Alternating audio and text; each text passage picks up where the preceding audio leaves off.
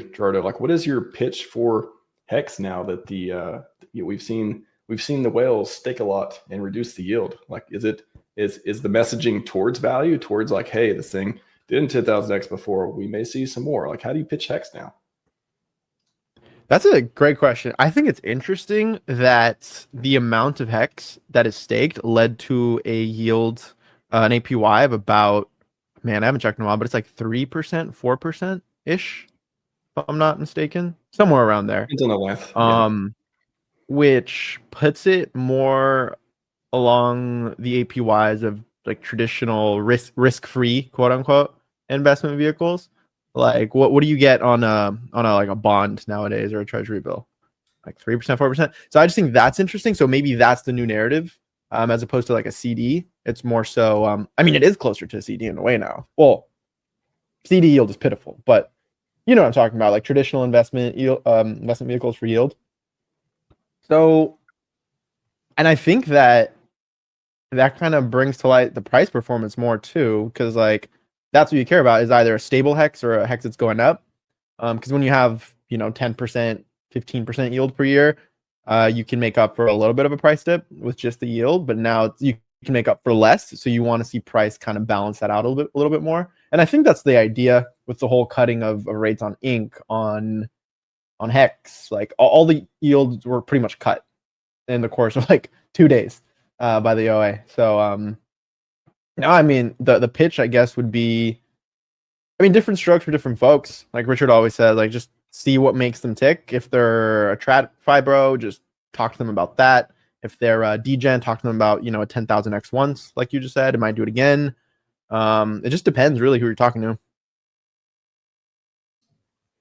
Yeah, what do you guys have ideas on this too? Because I mean, the story is inevitably going to go to, because I've been thinking about, I just talked about in the green room too, thought about doing more in-person events, going to places, talking to people, about crypto, maybe not HEX and PulseChain directly, but then making that a topic, of course, of conversation afterwards, depending on what kind of talk and speech and stuff like that too.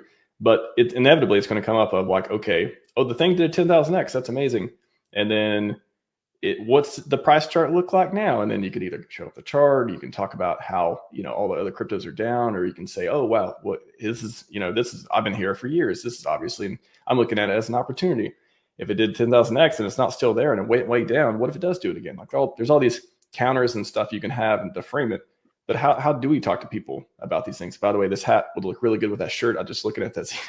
It is the same exact color. And anyways, you got some good swag on today too. Good stuff, courtesy of this guy right here. But honestly, the use case for HEX is still pretty much the same. Granted, I think Gerardo just hit it right on the head there, which is that honestly, it depends who you're talking to about what the sales pitch is going to be. But as far as the use case for HEX, it still is there. Granted, the APY is still down, but longer pays better bonuses, bigger pays better bonuses. Those are still very much in effect. You can still have its own price appreciation on top of that. And outside of just HEX, the rest of the coins still have all of their own functions going on. PulseX still has the buy and burn going very, very hard. PulseChain is still very, still decentralized from the verifiers, validators, and it's still very fast, very cheap, high throughput, low gas fees, all that good stuff, and more projects coming out. So the support is there. It's not like it's not a dead chain by any stretch of the imagination. In fact, it's actually rather thriving. I think one of my co-hosts over on DGen Roundtable, he found a tweet by a guy who was trying to track the Ethereum reserves going around there, and a bunch of people messaged the guy after he posted it on Twitter, and they're like, "Hey, you're missing one. It's actually like number 2," and that's just straight up Richard Hart and the Sack wallets have more Ethereum than Coinbase even, as far as the calculations there went. And the guy came around, he's like, "All right, I guess we're going to include PulseChain on this now." So there's a lot of activity going on. It's just, it all depends what you're looking for. HEX still good, PulseX still good, incentive token still has its own narratives going on. PulseChain as a core is good. All the plethora of projects, whether you want to get into meme coins and try to get people to do that through pump.tires, lots of stuff still out there. What I would say as well is I think just getting eyeballs to the charts is just important in itself. So you, like, for example, when I'm trying to onboard someone, like I think most people aren't right off the bat trying to put in their entire life savings into like let's say the HEX chart, how it sits right now.